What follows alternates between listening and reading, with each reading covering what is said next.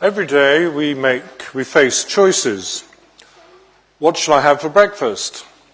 Actually, that's probably an easy one. The same every day, at least for me. What television program shall I watch? Should I go for a walk this afternoon, even though it's raining? Again. Should I ring up that person who I know is lonely and would appreciate the call, but she is such hard work? Some of our life choices are more important and don't arise in our consciousness so often. Should I marry Judy or Wendy? If there are any Wendys here, honestly, there was never a Judy. Which school is best for my child? Should I carry on in this job which is so boring but at least brings security? All of these could be summed up as the fork in the road. You have to make a decision. It has to be left or right. It can't be both.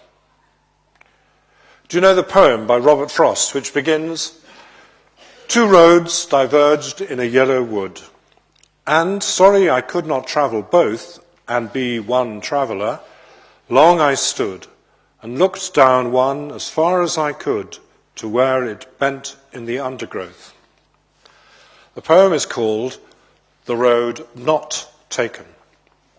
And Frost goes on to speculate what would have happened if he had made a different choice.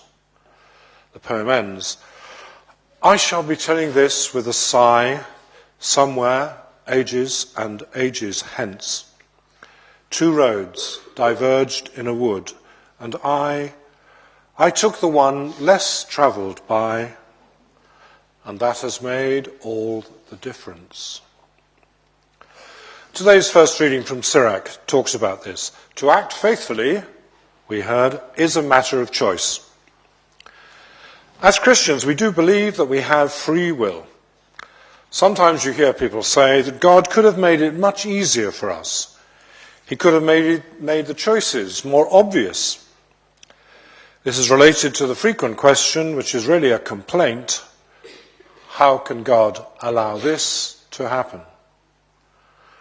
Apart from what we call, rather strangely, natural disasters, so much evil in the world is caused by people exercising their free will, making bad choices. God created us because he loved us, and he wanted us to want to love him. It would not be true love on our part if we were forced, tricked, or seduced into it. The book of Sirach, the first reading, goes on, "He has placed before you fire and water. Stretch out your hand for whichever you choose. Life and death are in front of the people."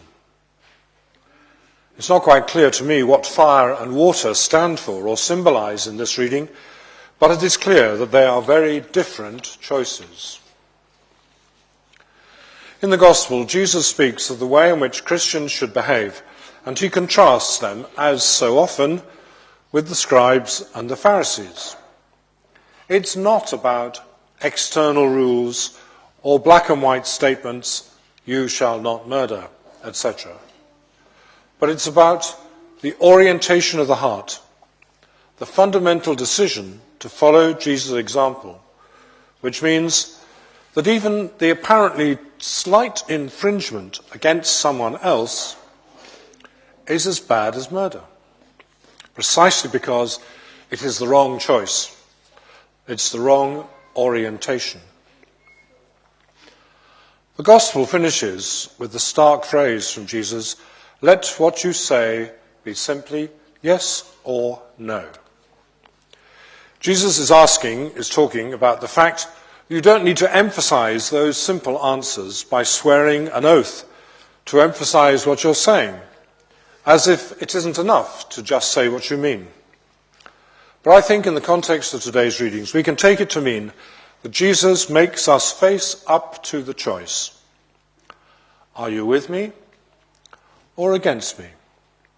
Yes or no?